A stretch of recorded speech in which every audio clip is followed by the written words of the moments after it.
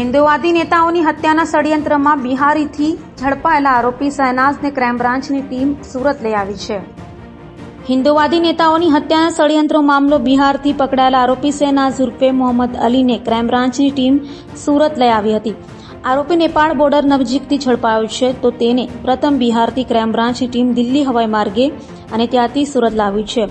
આરોપીની પૂછપરછમાં મોટા ખુલાસા થઈ શકે છે. તો ઝડપાયેલો આરોપી શહેનાઝ અને મૌલવી મોહમ્મદ સોહેલ અબુબકર ટીમોલ એકબીજાના સંપર્કમાં હતા.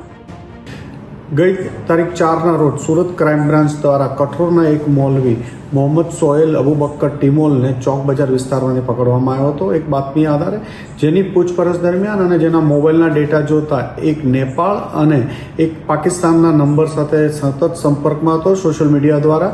અને જે પાકિસ્તાન અને નેપાળના જે માણસો હતા, પાકિસ્તાનના ડોગર અને નેપાળના શહેનાઝ સાથેની ચેટમાં એને હિન્દુ સનાતન ધર્મના સ્થાપક ઉપદેશ રાણા અને નુપુર શર્મા, હૈદરાબાદના રાજા સિંહ વગેરે લોકોને ધમકી આપવા બાબતની પણ ચર્ચા કરે છે, વેપન મેળવવા બાબતની ચર્ચા કરે છે અને ઉપદેશ રાણાને મારી નાખવા બાબતની પણ એની સાથે ચર્ચા છે.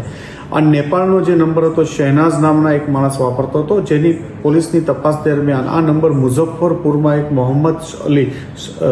મોહમ્મદ શાબીર નામના માણસ ઉપયોગ કરતો હોવાનું હતું. જે આધારે ક્રાઇમ બ્રાન્ચની એક ટીમ મુઝફ્ફરપુર બિહાર પોલીસને સાપેલી એક ઓપરેશન હાથ ધરી કાલે એમને ત્યાંથી પકડી પાડવામાં આવ્યા છે અને 3 દિવસના ટ્રાન્ઝિટ રિમાન્ડ લઈ ટીમ આજે સુરત પહોંચી છે.